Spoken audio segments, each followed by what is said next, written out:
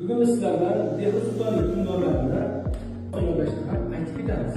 Dehli Sulton hukmdorlari asosan Shamsiddin Iltutmishga to'xtalamiz, Alo'ddin Xiljiga to'xtalamiz, Muhammad Tug'luqqa to'xtalamiz, Firuzshoh Tug'luqqa to'xtalamiz.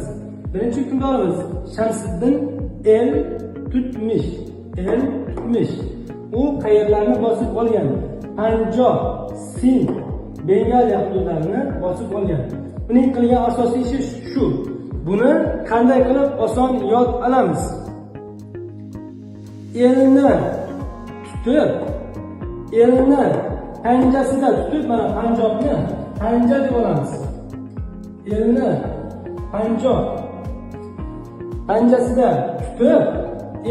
panjasida tutib, tutmish. Bengaliya nima chiqardi? Kanop chiqardi. Bengaliya kanopiga bog'ladi. Panjasi bilan elni tutib, Bengaliya kanopiga bog'ladi. Tushunarlimi? Panjasi bilan elni tutib, Bengaliya kanopiga bog'ladi.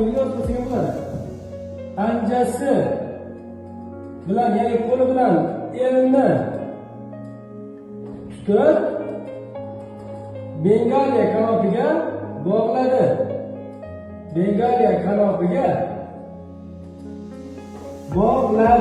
Panjasi bilan elni tutib, Bengaliya kanopiga bog'ladi.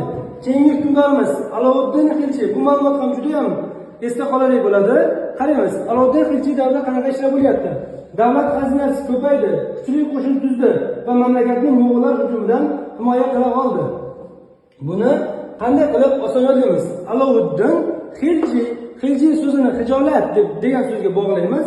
Alo'ddinni esa ertak qahramoniga bog'laymiz. Alo'ddinning sehrli shamchirog'i bor ekan va u sehrli shamchirog'ni ishqalatdi.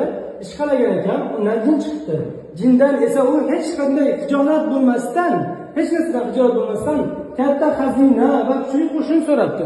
Menga ko'p qo'shin ber, menga ulkan xazina ber deb so'rabdi, hech narsa hijolat bo'lmasdan. Va bu narsalar yordamida Mo'g'ullar hujumidan davlatni himoya qila olibdi. Demak, uning sehrli chirog'i bor, Alo'ddinning sehrli chirog'i bor va u umuman hijolat bo'lishni bilmaydi. U davlat xazinasi, davlat uchun xazina, o'ziga katta boylik, pul so'rayveradi. Keyingisi esa Muhammad Tug'luqni Xorazmshoh Alo'ddin Muhammad hukmdorga bog'laymiz.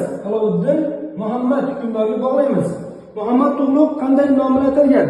O'zini Iskandar Zulqarnaynning davomchisi deb atagan.